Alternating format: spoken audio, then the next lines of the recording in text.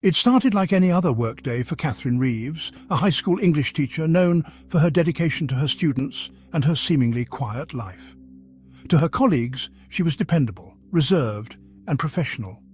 But behind the facade of lesson plans and parent-teacher conferences, Catherine's life was anything but quiet. She was entangled in a secret affair with one of the most unlikely people, Mark Turner, a married man and the father of one of her students. Mark was charming, wealthy, and charismatic. He had a way of making Catherine feel seen in a way she never had before. Their connection began innocently enough, casual conversations during parent-teacher meetings, shared smiles and occasional compliments. But over time, those moments turned into something more. Late-night texts and stolen moments escalated into a full-blown affair. Catherine knew it was wrong, but she couldn't resist the way Mark made her feel special, chosen, and alive. Mark, however, had no intention of leaving his wife, Claire.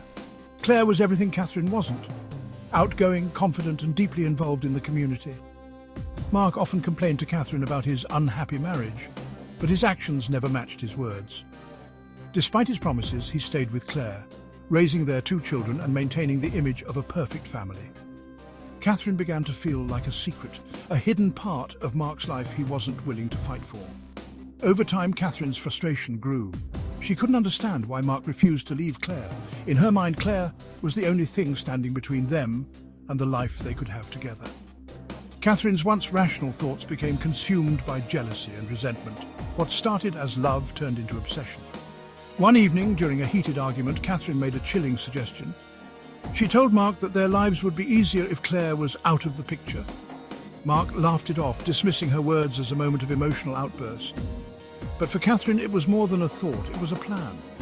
Before we continue, make sure to subscribe and turn on the notification bell.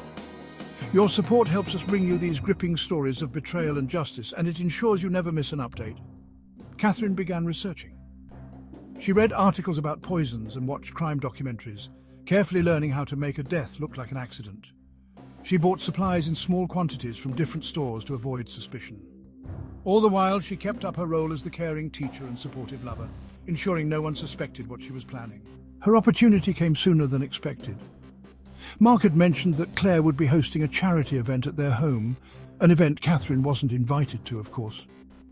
Catherine saw this as the perfect moment. She offered to help Mark with the event preparations, giving her access to the house while Claire was away. What no one realized was that Catherine's help would come with deadly intentions. The night of the charity event was a lively affair. Claire Turner, ever the gracious host, welcomed guests into her beautifully decorated home. Laughter and music filled the air as friends and colleagues mingled, unaware of the dark plan unfolding in the background. Catherine Reeves wasn't among the guests, but she had already been in the house earlier that day, helping Mark prepare for the event, or so it seemed. Catherine had spent weeks preparing for this moment. She had chosen a poison that was nearly undetectable, one that mimicked natural causes of death. Earlier that day, while helping Mark, she carefully slipped the substance into a bottle of Claire's favorite wine. She left the bottle in the kitchen, ensuring it would make its way to the event later that evening. As the party went on, Claire enjoyed herself, unaware that her life was in danger. Catherine, watching from a distance, felt a mix of excitement and fear. She had convinced herself that this was the only way to be with Mark, that Claire's death would finally set them free. But Catherine didn't consider the consequences, how one mistake could unravel her entire plan. The poison worked faster than Catherine expected. Shortly after taking a sip of the wine, Claire began to feel unwell. At first she thought it was exhaustion from hosting the event, but her condition quickly worsened. Guests noticed her discomfort and urged her to sit down. Within minutes, Claire collapsed. Panic spread through the room as someone called for an ambulance. By the time paramedics arrived, it was too late. Claire was pronounced dead at the scene, leaving her family and friends in shock. To everyone there, it appeared to be a sudden and tragic medical event. Catherine, who had deliberately stayed away from the party, received a text from Mark later that night, informing her of Claire's death. She replied with feigned concern, all while feeling a sense of relief that her plan had worked. But Catherine's victory was short-lived. The hospital's initial report on Claire's death raised questions. While it was possible she had suffered a heart attack, the symptoms didn't fully align. Out of caution, the medical examiner recommended an autopsy. This decision would change everything. Before we reveal how investigators unraveled Catherine's plan, Don't forget to subscribe and turn on the notification bell. Your support helps us continue sharing these compelling stories and uncovering the truth behind betrayal and crime. The autopsy results were damning. Traces of the poison were found in Claire's system, an unusual substance that immediately ruled out natural causes. The police were notified, and an investigation into Claire's death began. At first, they focused on the charity event, questioning guests and staff who had been present. No one suspected Catherine. Why would they? She hadn't even been there.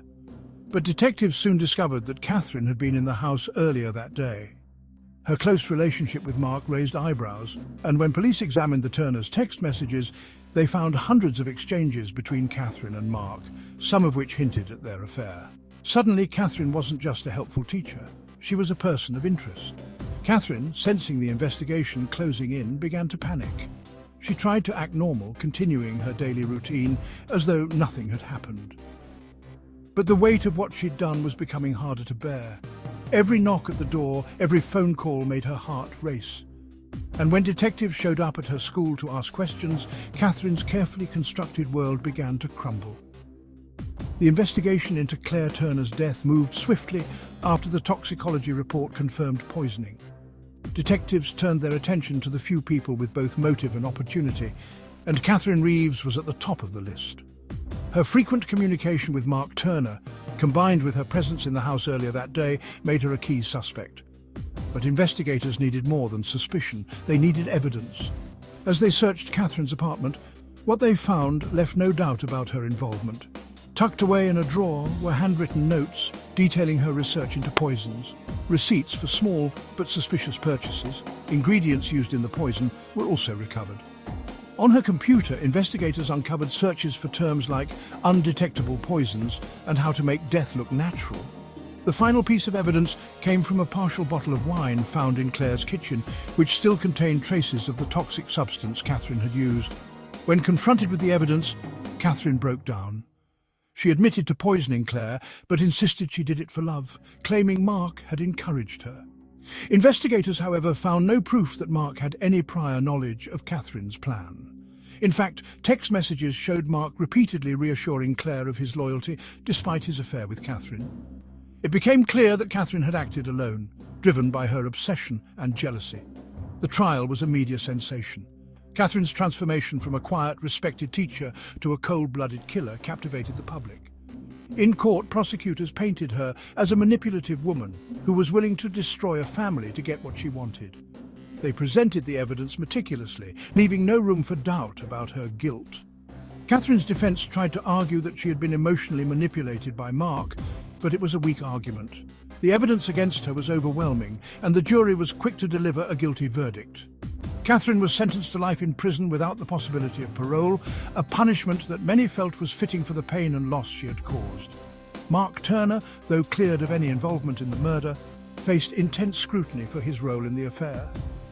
He released a statement expressing his regret and apologizing to Claire's family, but the damage to his reputation was irreparable. He eventually moved away, taking his children with him, hoping to rebuild their lives far from the shadow of the tragedy.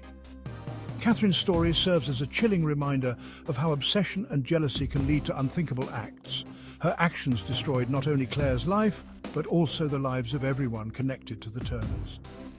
It's a story of betrayal, heartbreak, and the devastating consequences of unchecked emotions. What do you think? Could Mark have done more to prevent this? Or was Catherine's obsession beyond anyone's control? Let us know your thoughts in the comments below. If this story shocked you, don't forget to follow us and turn on the notification bell so you never miss another gripping tale. Your support helps us uncover the darkest betrayals and share these important stories. Thank you for watching. Until next time, stay curious, stay questioning, and remember, justice always has a way of finding the truth.